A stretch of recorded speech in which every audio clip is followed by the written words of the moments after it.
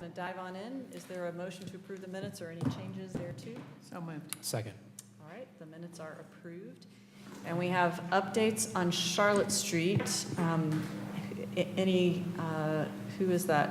So it's a report only, but I do have questions. So Todd, maybe you can, there's a date that's wrong in here because it references a public meeting on May 1st where they were going to present the footprint of the road diet, but we're at May 13th. Was that was the meeting last week? That already did happen. That was at the Jewish Community Center. Okay. So there was a public meeting last week where they did present the. Yes. Can you send that to us? Yeah. Okay. And that was a sort of like an open house drop-in type of session where I believe we had a morning session and an afternoon session. Okay. But we have some materials Okay. from that we could share. Great. And is that, talks about the process, but is that footprint and design sort of final in y'all's mind now? Yeah, I'll maybe have David Hazard Okay. speak to that. So, not actively involved with the road diet portion, but yes, pretty much that was the final Okay. design. They will be going and turning those into construction docks. And then they will be, I don't know if it would be an actual presentation, and that's one change. I think we call for another meeting, a public meeting for the presentation of the construction plans. And talking to Dustin this morning, I think it's more that we'll probably just do that more digitally and let them out. And that last meeting, May 1st meeting, was to show them the plans. I don't think there's really any changes to the concept. And I believe those plans, we can get them to you email-wise, but I believe they're on our website for Charlotte Street as well. Okay. They should be up by now. Okay. Yeah. Is there any, I know procedurally this doesn't have to come back to council, but because it's been a hot topic, should it just come for presentation, come to council for presentation? Here's what it's going to look like? You could put it under the manager's report, the manager's going to be doing. So we can make a note of that Okay. and add it to the manager's report. You think even for tomorrow? Or No, for, no, yeah, no. yeah, okay, I was going to It say. would be the 28th or in June, Okay, all right. June 11th. Yeah, again, this has gotten so much attention. I think telling the world that we're moving forward and here's what it's going to look like would be a really good thing to do. Absolutely. And David, I'm not sure if, I'm sorry, did you have any more questions? David, in terms of, one other thing I would ask, and I might have missed this, and if I did, I apologize. In addition to that, do we have sort of factors or data points, objective data points that we're going to be looking at to see whether or not it's working? You know, once it goes up, like, are there like 3 or 4 or 5 or 6 things that we're going to say, look, we're going to be measuring, you know, these things to say, yeah, it's working, or yeah, it's not. Is that something we could be kind of clear about what I those are? believe so, Ken, and you I'll have let the- Ken handle that, because I believe you had a conversation Great. at the last public meeting in regards to Thank that. you. Yes, we have got an action plan for that, and what we're going to do is we're going to renegotiate the contract with the design team so that for the first year, they're going to be doing the after-study for us. And we haven't decided yet, we're going to meet to decide, but so we don't know if we're going to do one like at 3 months and 9 months or 6 months and a year. Then, but we're going to do two after studies for that first year. Then after that, staff can decide, should we continue that? So like, should we then go to the second year and then in-house we check the after study as well, or every 2 years? But I'm guessing that we would want to do at least the first year and the second year, then after that we could decide. And can we, with respect to the after studies, you all have data points as to what that is, right? Well, yes, So well- there's something, there's sort of a commonly accepted after study. It's not just kind of people like, oh, I don't know No, what it you're is, right? exactly right. And Okay. some of the key It works things, or it doesn't. Right. the key things we're going to concentrate on, of course, is first of all, have we done anything to reduce the speed? We've got the before. So we will go to those same collection points and we'll get that data and see how well the diet has done in bringing that down. I will say that it's a challenge because anytime we have a speed like at 25 or even 20, it's very, very difficult to get that to move, but we'll see that. Then the other thing is we're going to look at the crash history. We're going to see, has it gotten worse, or what kind of crashes have occurred? We'll look at those. We haven't figured out exactly how to do this, but we're going to try to figure out how we can take account of the bicycle activity, because one of the big things you all have been hearing against this is we don't need bike lanes, nobody rides a bike out here. And so we'll be doing that as well, and also some pedestrian counts as well. So like, for example, most of the full turning movement counts are done by video now, so the cameras could be positioned at an intersection that not only could show the movements across the intersection, but they may be able to pan down the street a ways, and we can see what that activity looks like. So those are the 3 to 4 main pieces that we'll be looking at. One of the things that we're also hearing a lot of concerns about is the wait time and the stacking. Yes, at the queuing. The queuing at the light. Is there can we measure that? Do we have any recent measures of that to be able Well, we to- definitely have, and I we won't have say old that it's the data. best before, Yeah. but we've gotten from the traffic study that was done in 2012, we've got some data there. It's so But old. I know, it is. But the other thing is, we will be measuring that, because one of the things I would be interested in is seeing like how many times that southbound queue is going to go beyond Chestnut Street, because that's something that we don't want to happen. We want it to stay from Chestnut Street back towards the interstate.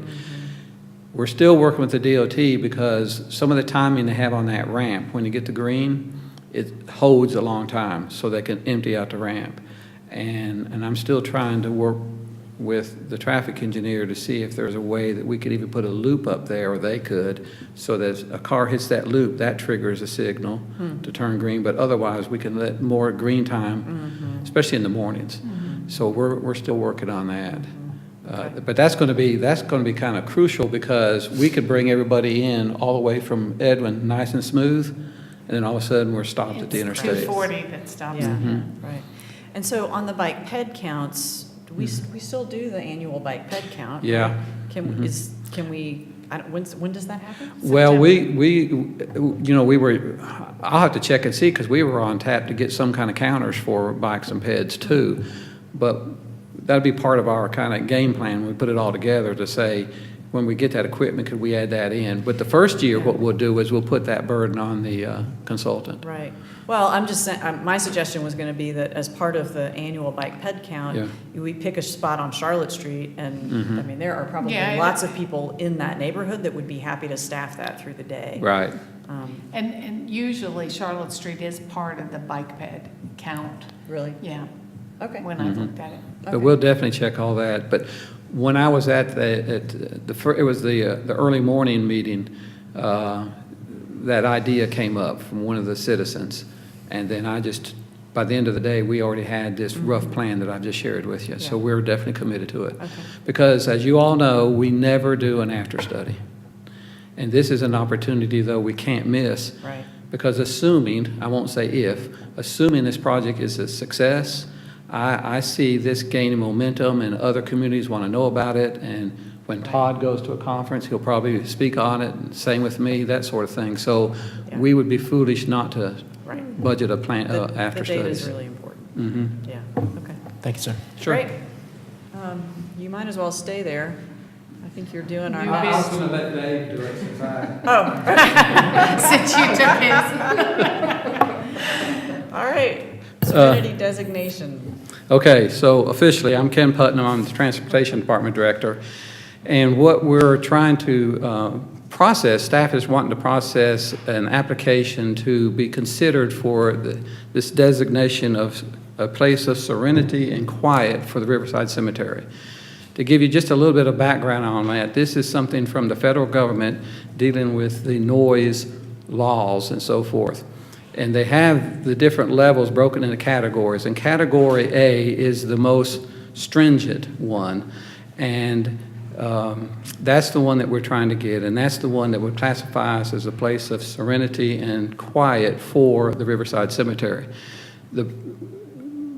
We want your endorsement on this action. We already received it from the Recreation Board earlier today. And this, assuming that you all agree to it, this will come to you and City Council on June 11th. And we just want to have permission to make the application for this. And when we do it, we have to answer a series of questions, and that's already being worked on. And then we send it to DOT. The DOT then will come out and do the field test to see what the existing decibel levels are. And if they are at or under the amount, which is 57, then they can take that application and send it to the Federal Highway Administration, who has the final say on it. So it's really a couple of steps in here, and so your action is just giving us permission to do that process. And assuming that we get it, then the nice thing is that it will be applicable to the I-26 connector project. And in what way? So what is that? It would mean, assuming that we got it, for traffic noise, it would have to, when they do the project, they would have to satisfy that requirement. It can't be over 57 decibels. So they would have to put in place some, if the projection was that it would exceed that, they would have to put in place Yes. some other measures like sound wall or. Sure. We don't know what that would be yet, but that's what it would be. Now, I will give you the caution that if they come out and do the study, and it's already greater than 57 decibels, then that's where the process stops. Okay. The other recommendation that because we've been working hand in hand with the DOT, and this is not Derek and his team, this is another group of folks, but they've been very helpful. They're recommending that we don't make the application for the entire Riverside Cemetery. And I'll tell you the reason is because one of the designations that's been approved is the Tomb of the Unknown Soldier. And Okay. it's not Arlington Cemetery, it's the Tomb of the Unknown Soldier. Interesting. So they're thinking that we're going to have a better chance if we have this area. And that area has been defined and determined by the Parks and Recreation Department. So is it sort of like from the crest of the hill down to? Well, I really don't know that, Julie, but it's centered more in an area where it's the most popular area for folks to go visit. So not necessarily the part closest to the highway? Right, that's correct. Okay. And what we're trying to do. Thomas Wolfe's grave, perhaps. Whose? Thomas Wolfe. I think it was Dave Nutter's gravesite. It could be Dave's. Could be Dave's. Future gravesite. Future. Let's be careful. But I think what we're trying to do and what DOT is really trying to do with us is we're trying to put together a package that would have the best chance of gaining the positive result. So, Ken, Mm-hmm. so say, for example, DOT goes out there and it's above 57 decibels. Is there a category B, C, something that would, are there other alternatives? I see what you're saying. So that, again, we can sort of achieve the objective, which is, we don't want the noise to get worse than it is, whatever it is today. Of course, I'm not an expert on noise, but How about Serenity? Serenity, sometimes. Depends on which sockets I have on. Yep. So, we're not, if we don't meet this 57, we definitely won't get that one. But to answer your question about how a cemetery in general would fit in what category, we would definitely be included in that one. Okay. This is just trying to go a little bit more stringent is what we're trying to do. All right. Do you need a motion? I think we do need a motion. Okay, so I would make a motion that, that this committee endorses the staff to go ahead and apply for the category A for Riverside Cemetery to be a place of serenity and quiet designation. Second. All right, that is approved. And Ken, I don't know who wrote the action requested sentence, but it was complex and brilliant. It was just amazing. Oh, So- I did it. I mean, there's just so many, So much packed in So here. that these people can do that, so that those people can ask these people to do this according to this. But it was All actually in one quite sentence. clear once you parsed it. It's brilliant, yeah. Okay, do we have any I did, that's okay. old business? I just want to mention, I've had a conversation with Kathy. One bit of old business that's hanging out there are the short-term rent, or the homestay permit new rules or revised rules, and you're anticipating those might come back to us in June with hopefully more kumbaya than not. That'd be nice. And then also looking at sort of next steps that we might take with the platforms, the short-term rental platforms, based on conversations that have happened to date. Okay, any other old business? All right, public comment? Any public comment? All right, with that, we are adjourned. I think that's a record. 18 minutes. Whew. Do it. No, you do it. It only works if the chair does it.